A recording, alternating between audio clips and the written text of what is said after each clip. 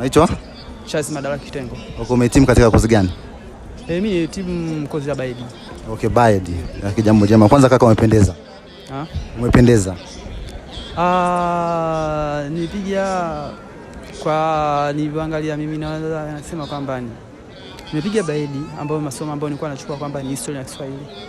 Okay. Outfit yako jumla kuanzia kwenye kiatu mpaka kwenye kunyoa na miwani hiyo umekosti kama 100 ngapi hivi? Kusema kweli yani. Suti kama suti 200,000.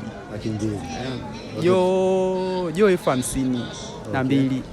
Ukija kwenye kiatu shilingi 20,000. Kwa hiyo naweza ngasema hesabu yani ya haraka naweza ngasema kama 260,000 hivi au 300,000. Okay, una ushauri gani kwa wanafunzi wanaobakia katika chuo cha sauti hapa? Ndio.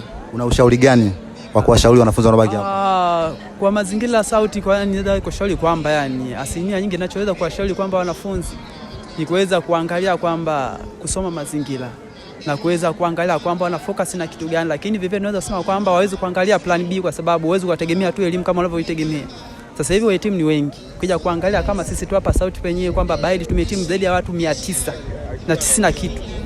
Umeona? Kwa hiyo kwamba ni watu ni wengi na kila mwaka kwamba watu wanahitimu. Kwa hiyo ninachowashauri ni vijana ambao bado wanaendelea kuweza kuangalia na future nyingine kama kuweza kuangalia kwamba fanya biashara, kutokutegemea tu elimu kwa sababu hauwezi kujua kwa sasa leo utamaliza kesho utakuwa wapi, kwamba lazima uwe na plan A na plan B vile vile.